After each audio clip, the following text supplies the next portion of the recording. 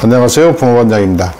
제가 상반기에 풀 컨설팅으로 여주에 철근 콘크리트 주택 35평을 지었었죠. 그리고 지난번에 잠깐 소개해드린 바 있는 익산에 오래된 주택을 헐고 새로 경량 철골 주택 36평을 짓는 풀 컨설팅을 시작했습니다. 집 짓기는 이미 8월 달부터 시작을 했습니다. 그리고 지금 상당히 진행이 됐는데요. 제가 이런저런 사정으로 영상이 좀 늦어졌습니다. 이 풀 컨설팅은 제가 예전에도 말씀드렸듯이 이번이 좀 마지막이라 집 짓는 과정을 좀 자세히 말씀드리고 싶어요. 알려드리고 싶다는 얘기죠. 이번에 짓게 되는 경량 철골 주택 36평은 제가 태어나서 6번째 짓는 집이 됩니다. 올 상반기에 보셨던 철콘 주택, 그리고 옛날에 제가 지었던 경량 철골 주택, 그 다음에 조적주 주택, 목주 주택, 모든 골조의 주택을 다 접었습니다. 이제 경량 철골 주택 32평을 짓기 시작하면서 예전에 제가 저희 집 지을 때 건축 일기로 279탄의 영상에 자세하게 건축 과정을 다 알려드렸었잖아요. 그때 그 영상을 올리면서 유튜브를 시작했었는데, 그때 그 목적은 집 때문에 고민하시는 분들에게 집 짓는 방법을 좀 알려드려서 좀 도움이 됐으면 좋겠다는 그런 마음으로 시작을 했었습니다. 그리고 어쩌다 보니까 이제 퇴직하고 풀 컨설팅으로 집 짓기를 시작했는데, 얼마 전에도 말씀드렸다시피 풀 컨설팅은 올 상반기 철콘 주택, 그리고 이번에 진행하게 될 경량 철골 주택을 끝으로 풀 컨설팅은 이제 더 이상 진행하지는 않습니다. 그렇다 하더라도 직영 건축하시는 분들에게 도움이 될 만한 그런 것들은 계속 할 예정입니다. 예를 들어서 경량 철골 주택의 단점을 얘기하는 분들이 많잖아요. 제가 이런저런 집을 다 지어봤습니다만은 가장 좋은 주택은 경량 철골 주택이라는 데는 지금도 변함이 없습니다. 따라서 이제 앞으로 방송 방향도 경량 철골 주택 위주로 이제 하고 싶은 생각이 들고요. 제가 예전에 저희 집 지으면서 건축 일기를 진행할 때 경량 철골 주택 온라인 모델하우스를 만드는 그런 생각으로 방송을 한다고 했었잖아요. 그 차원에서 다시 초심으로 돌아가서 경량 철골 주택에 이제 집중을 하려고 합니다. 따라서 이번에 짓게 되는 경량 철골 주택 36평 시공 디테일을 좀 담아보려고 해요. 그래서 경량 철골 주택이 가지고 있는 장점, 그리고 보완해야 할 단점, 이런 것들을 상세히 이제 방송을 할 계획입니다. 지난 8월 12일 날 착공해가지고 지금 약 1개월 동안 진행된 공사 과정, 그리고 앞으로 진행될 거, 이런 것들을 이제 보여드릴 건데요. 그 시공 디테일을 보여드리기 전에 먼저 말씀드리고 싶은 게 있습니다. 우리가 직영건축 계획을 세울 경우에는 건축주가 남다른 공부를 해야 됩니다. 그런 차원에서 제가 이제 직영건축 세미나도 하고 그러고 있는데, 건축주가 공부가 되어 있지 않으면 직영건축 성공하기가 굉장히 어렵습니다. 근데 이를 너무 쉽게 생각하시는 분들이 최근에도 있더라고요. 엊그제도 어떤 분이 전화해가지고 이달 말에 공사 착공하는데 저한테 집을 지어줄 수 없냐, 이렇게 말씀하시는 분이 있더라고요. 굉장히 황당했습니다. 건축 계획을 세울 때에는 설계도뿐만 아니라 시공 계획까지도 세워야 됩니다. 특히 직영건축은 그래요. 도급으로 할 것인지 아니면 뭐 직영으로 할 것인지 이런 것부터 시작해가지고 뭐 시공팀 어떻게 섭외할 것인가, 또 가장 무엇보다 중요한 게 예산 계획이죠. 이런 디테일들이 다 성립이 되려면 최소한 6개월 전에는 준비가 돼야 돼요. 그런데 뭐 마트에서 물건 사는 것처럼 한두 달 뒤에 이렇게 집을 짓겠다, 그러니까 이렇게 저렇게 해달라, 이건 거의 불가능한 일입니다. 요즘 건축 경기가 안 좋아가지고 많은 업체들이 수주를 못 받아서 난리잖아요. 그리고 시공 인력도 남아 돌아가는 그런 형편입니다. 그렇다 하더라도 제대로 된 업체, 또 제대로 된 시공 인력을 섭외하려면 상당한 기간, 노력이 필요합니다. 이번에 소개해드릴 익산 경량 철골 36평 같은 경우에는 8월 달에 착공했지만 이 건축주께서 저를 처음 찾아왔던 건 3월 달이었습니다. 3월 달이었고, 이 현장을 제가 방문했을 때는 4월 달이었어요. 그때부터 준비를 했었고, 건축주와 긴밀한 소통을 했습니다. 건축주는 건축에 대해서 잘 모르시잖아요. 그래서 제가 전주에 뭐 혁신도시 거기에 있는 전원주택단지도 같이 방문한 일이 있었고, 그래서 거기에 가서 골조별 장단점, 외관이라든가 내장재라든가 이런 설명도 드리고 그랬었는데요. 그 이후에 설계사무소도 제가 소개를 해드려가지고 직접 설계를 도와드리기도 했어요. 설계할 때 가장 중요한 것은 예산계획, 그리고 가족 구성원이 어떻게 되는가, 또 이 집을 어떤 용도로 쓸 것인가에 대한 것들이 설계 뒤에 디테일하게 담겨야 하잖아요.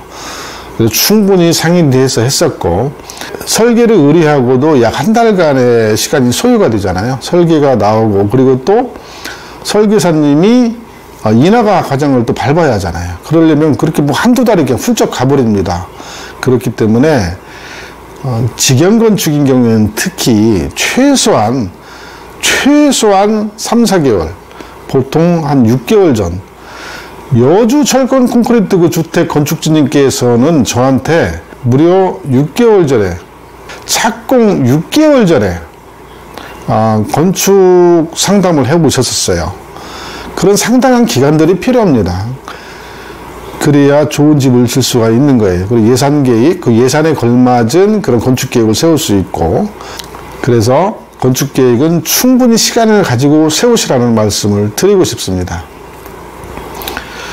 몇 년 살 집인가, 또 얼마를 들여서 지을 것인가, 또 누구랑 살 것인가, 이런 것들을 종합적으로 고려해서 집을 지어야 그나마 후회가 없습니다. 제가 자주 하는 얘기 중에 하나가, 확신을 가지고 무슨 일이든 시작을 해야 된다. 확신을 가지고 시작하는 일도 실패할 수가 있는데 확신마저 없으면 안 되잖아요. 그 확신을 갖기 위해서는 충분한 준비 기간이 필요하다는 겁니다.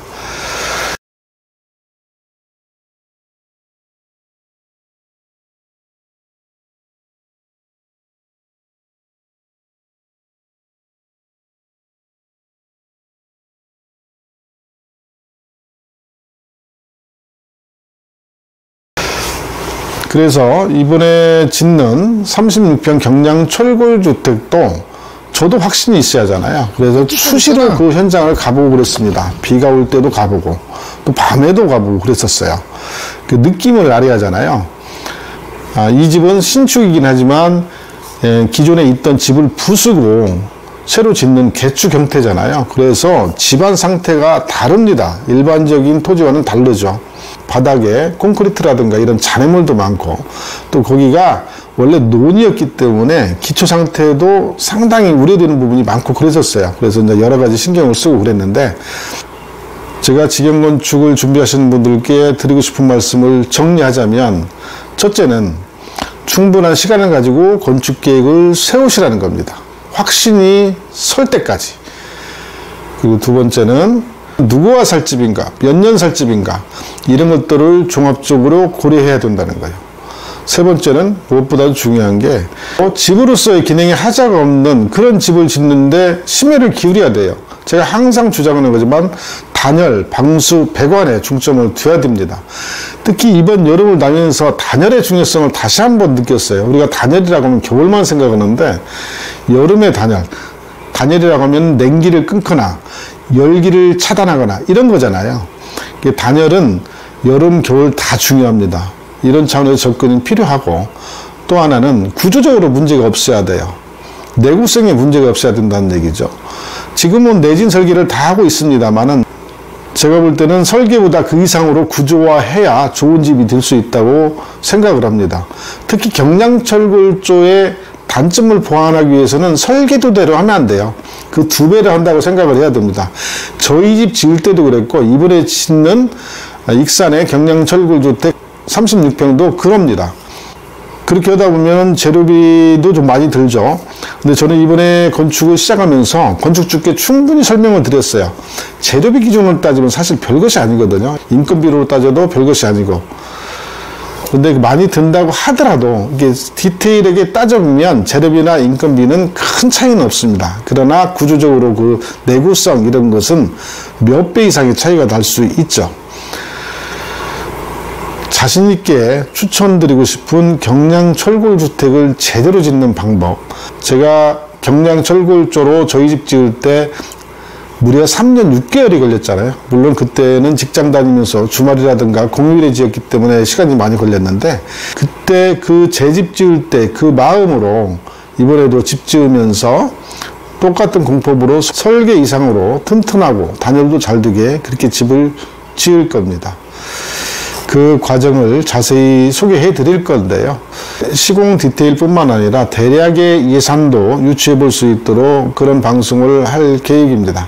그리고 제가 풀 컨설팅은 이제 안 하지만은 경량 철골조의 온라인 모델하우스를 만들어 보고 싶다는 얘기를 한 3년 전에 했었잖아요. 경량 철골조의 온라인 모델하우스의 핵심은 골조, 단열입니다. 특히 이제 골조 같은 게 이제 붕어반장식 골조라고 이렇게 명칭을 붙이고 싶어요. 경량 철골조를 저같이 짓는 경우를 저는 유튜브에서 아직 본 일은 없어요. 이번에도 똑같이 그렇게 구현을 하고 있는데, 이런 골조 부분만 만약에 시공 의뢰를 하시면은 그런 부분은 이제 같이 협의해서 진행해 나가는 방법도 생각을 해보고는 있습니다.